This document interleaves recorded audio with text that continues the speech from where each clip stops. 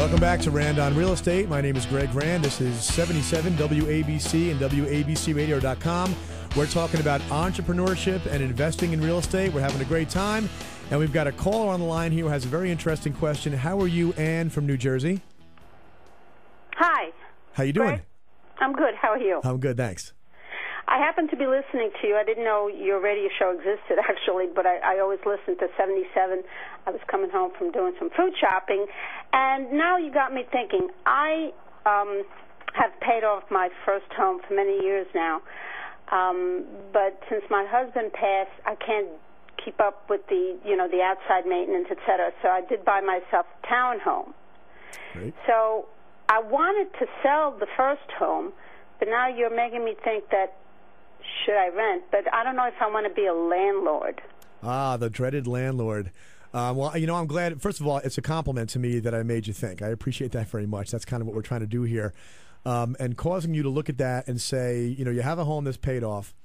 The question is going to be, you don't have to answer this, for all the listeners to hear, but ask yourself, what are you going to do with the money if you sell it? If you sell it and you need the money, you want to live on the money, you want to have it be liquid, that might be a reason to liquidate. But as soon as you get the money in your hand, if the first thing you want to do is put it to work for you and invest it, I'm going to wind up recommending you put it into real estate anyway. And so if you've already got a home and you know the neighborhood, you lived there for how long? Oh, since 76. It's a great neighborhood. Okay. Tiny little town. Very nice place to live. Which town is it? Califon. Califon. And where is that? I haven't heard of Califon. It's in Hunterdon County. So describe that. Is that South Central Jersey? Where is that? Central Jersey. Do you know Flemington? I do. Well, it's about 20 minutes to a half hour north. Okay, so you're in Flemington car and truck country then, huh? I heard the commercials on ABC for years from those guys. Yeah. Well, that's the question. It's a personal question for you to answer for yourself. If you get the money in your hands, what are you going to want to do with it? Because the best opportunity to invest right now, if you want to park the money someplace where it's going to grow, is to put it in real estate anyway. So rather than, and there's probably a realtor in your town right now who's twitching because they're hearing me give advice that says don't sell the property, but there's a commission that you're going to have to pay to sell the property. Right. There's closing costs involved. If you go and buy another property with the money or two properties with the money, you're going to incur closing costs on that. And so what I did, Greg, to buy the second home, I had money in an annuity, and I took money from the annuity, and I was going to put the money back into the annuity when I sold this place. You know what? Maybe the best way to advise you on this, assuming that you have the flexibility to do it whichever way you want, is to say that right now is a definite buyer's market.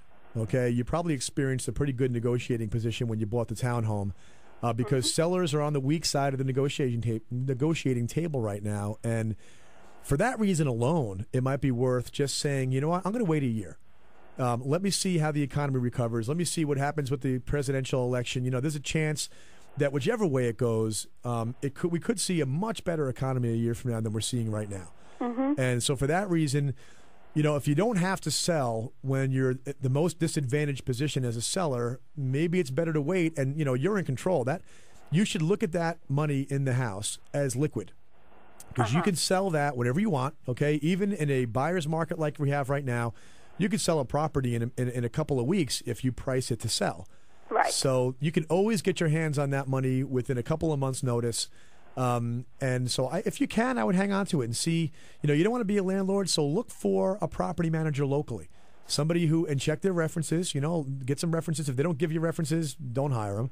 But if, managing one property isn't a major headache, and I'm not suggesting that you do it yourself, but it's not a big burden on a property manager to add one unit onto their roster. What does that cost to hire a property manager? Property managers will usually be on a single-family home something like 4 or 5% of the annual rent. So if you, let's say you rented your property for $25,000 for the year, it would be called 5% of that would be the annual property management fee. They might also charge you a commission for renting the place out.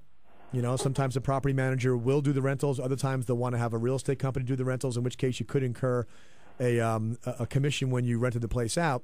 That's a one-time charge. That's a one-time each time you have a new tenant. So if you get somebody in there that stays 2 or 3 years, what you're going to want to make sure that you do is check the credit on the tenant. Okay, screening a tenant. The best way to make sure you get a good tenant is check them out on the way in. All right. I'll give you an example. I own a bunch of rental property, and one of them, once I did a Google search on the name of the person who was proposing to rent my condo, and it turned out that they were in a lawsuit. Guess who they were in a lawsuit with? Oh. Their last landlord. Oh, So I said, you know what?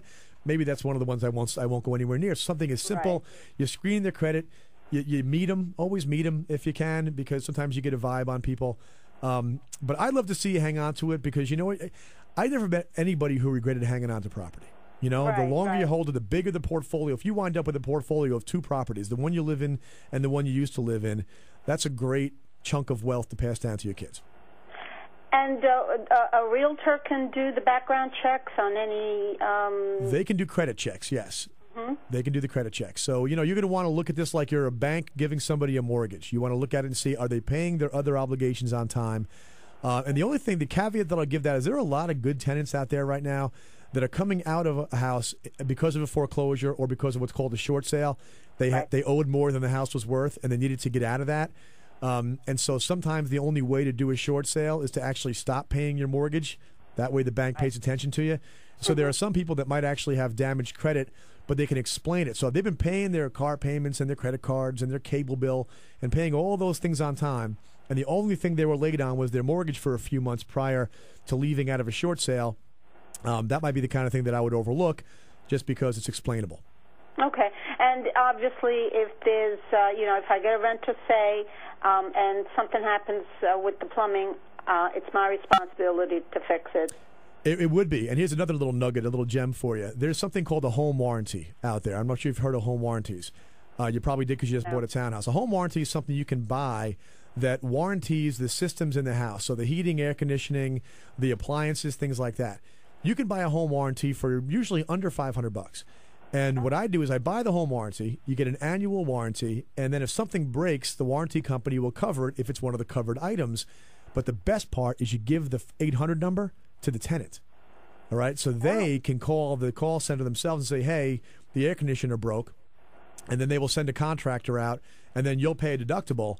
But it's a beautiful way that if you want to mitigate the phone call that says, you know, the garage door broke, come fix it, you can actually mitigate that by buying a home warranty and giving the 800 number to the tenant themselves. Huh. All right? All right. Well, thank you. I hope this was helpful, Ann. Very, very helpful. Thanks, Greg. Okay. Have a great rest of your Sunday. You're listening to Rand on Real Estate on 77 WABC. Our number here is 800-848-9222. Give us a call if you're thinking about doing some real estate investing in the area or out of the area. I know a lot about a lot of places around the country. I'd love to help. Back in a moment.